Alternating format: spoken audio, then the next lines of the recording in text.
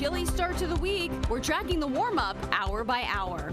Searching for a mass shooting suspect. Kids returning to the classroom after 5 students were injured during senior skip day.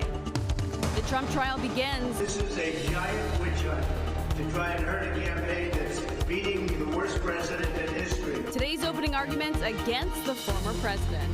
Plus, it's Earth Day. We're highlighting small ways you can help make big changes. And adventurous eating. It's coming from a New Orleans kitchen. Even if it's bizarre, it's going to be tasty. The Cajun restaurant serving up a cicada special. You're watching the station covering all of the DMV. This is DC News Now. Good morning. It is 8 o'clock right now on a Monday morning. Starting off with a live look outside. You see the sun is shining. Beautiful start to our day. But the sun isn't really warming things up just yet, because when you step outside, it is going to be cold. Jackie will have more on when the warm-up is coming in just a second, but thanks for starting your morning with us here on DC News Now. I'm Tanaya Wright. I'm Corey James. Good Monday morning to you. Thanks for joining us. Shanika is keeping an eye on the roads this morning. She'll have the latest on the traffic in just a second. Meteorologist Jackie Layer eyeing that forecast this morning. Definitely a cold start for folks, but it really is a nice start to the week. Yeah, at least we have the sunshine. That sunshine will give way to those warmer temperatures later on today, as opposed to out there right now. But we're gradually getting there. At least most areas are above the freezing mark, and we're getting close to 50 degrees at least in D.C. Back farther off towards the north and west, where we did have those freeze warnings in place, those are now starting to slowly warm up as well. We're now mid-upper 30s from Winchester off towards Hagerstown. We're still stuck in the upper 20s in Woodstock, but I would expect to see those temperatures continuing to climb over the next couple of minutes. Satellite and radar showing us those dry conditions and also those mainly clear skies. And we'll see that sunshine giving way, those high temperatures back into those middle 60s, likely seeing that high of 65 in D.C., 66 in Fredericksburg, lower 60s farther off towards the north.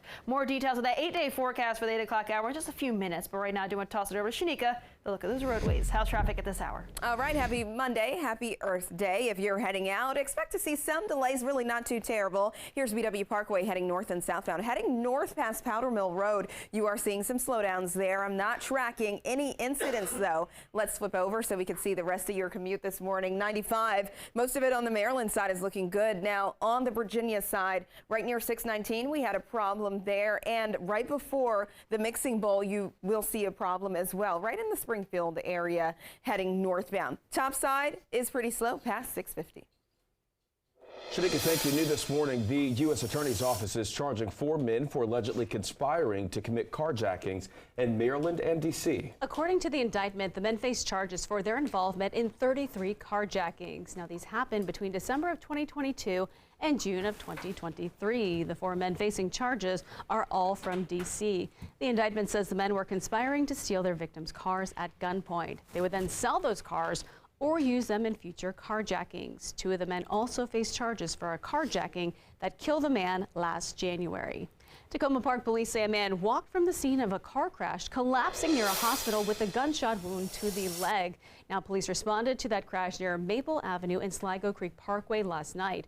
Officers say they found the car with no one inside, but later found the driver, who they say had walked to a hospital. Witnesses say a passenger took off from the scene.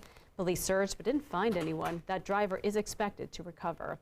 And police are asking for the public's help to find any information that could lead them to the person that they say shot several teens. It happened Friday at a senior skip day event in Prince George's County, Maryland. DC News Now's Jean-Marie Sissay is live this morning at Eleanor Roosevelt High School in Greenbelt. And Jean-Marie, today is the first day back for students since this happened.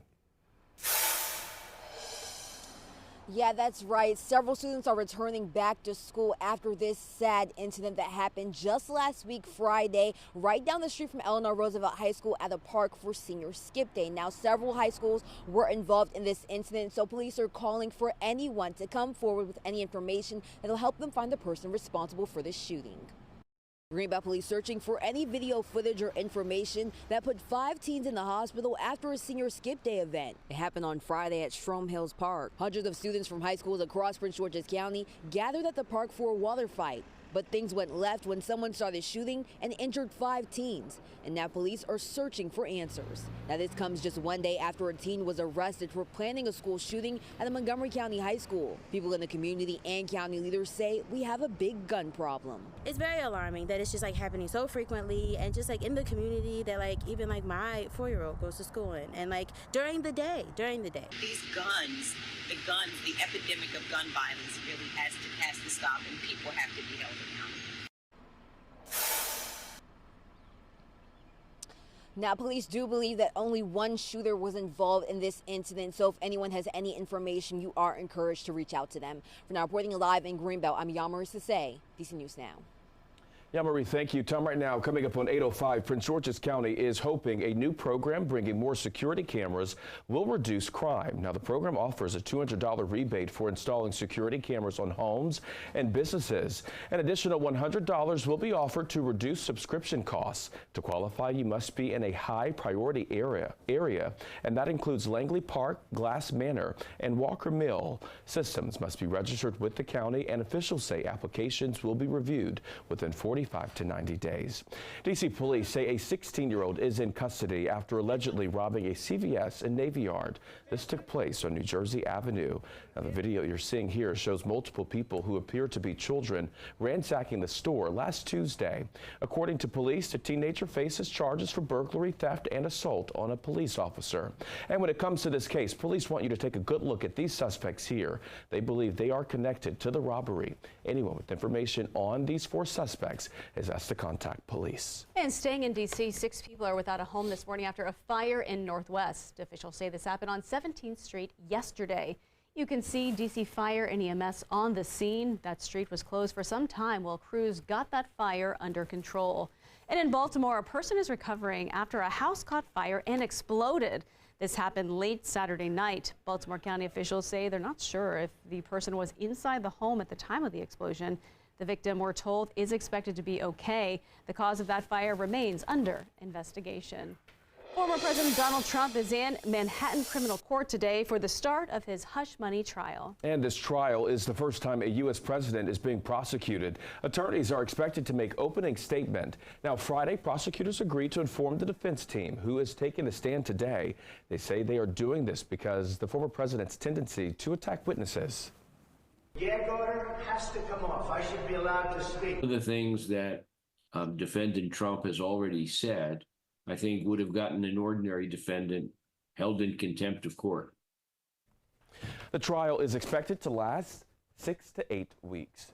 And if Trump is convicted, experts say he is still legally allowed to run for president. However, they also say a conviction could turn away key voters like independents and law and order Republicans. Now, according to a poll by Yahoo News and YouGov, more than 50% of voters say Trump should not be allowed to serve as president again if convicted.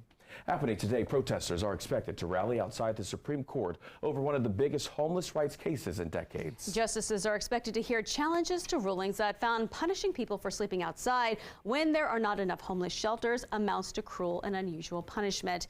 DC News Now's Liberty Zabala is live at the Supreme Court this morning with more. Liberty, good morning. Good morning, Tanaya and Corey, and I want to show you some of the protesters here are starting to trickle in just outside of the Supreme Court as they prepare ahead of this rally. And I'm here with one of those organizers, Antonio Fazzanelli from the National Homelessness Law Center. So, Antonio, can you tell us, you guys are protesting in support of that ruling, Johnson versus Grants Pass. Tell us what brings you out here. Oh, good morning, and thank you so much for being here. We are here with soon to be about 500 of our colleagues in the movement to end homelessness. We are here for the most significant Supreme Court case on homelessness in 40 years, Grants Pass versus Johnson, which is going to be heard by the court at 10 o'clock this morning.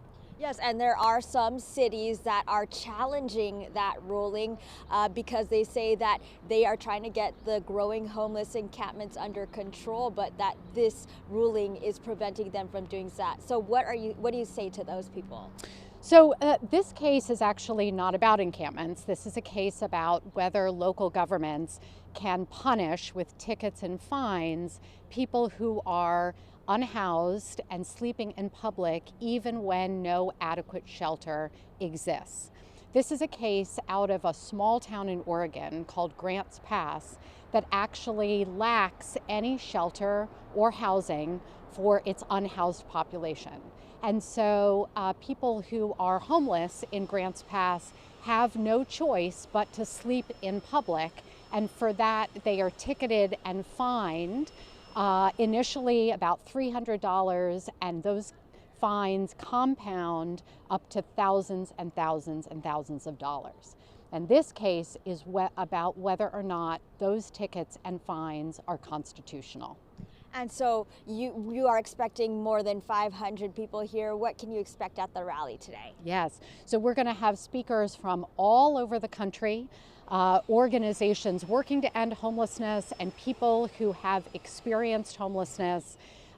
Folks have come from Grants Pass, Oregon, and all the states in between to Washington, D.C. today. I also want to lift up that there are 14 other local rallies going on around the country in solidarity with the Supreme Court hearing this case here today. All right, well, thank you so much, Antonio. And that rally will take place at 10 this morning and go until noon. I'll send it back to you in the studio.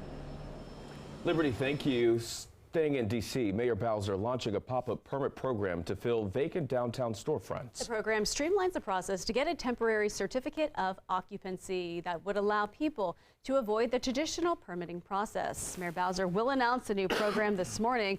She's going to make the announcement from a vacant store in the Business Improvement District. The program is part of a $2.5 million budget supporting short-term businesses in downtown.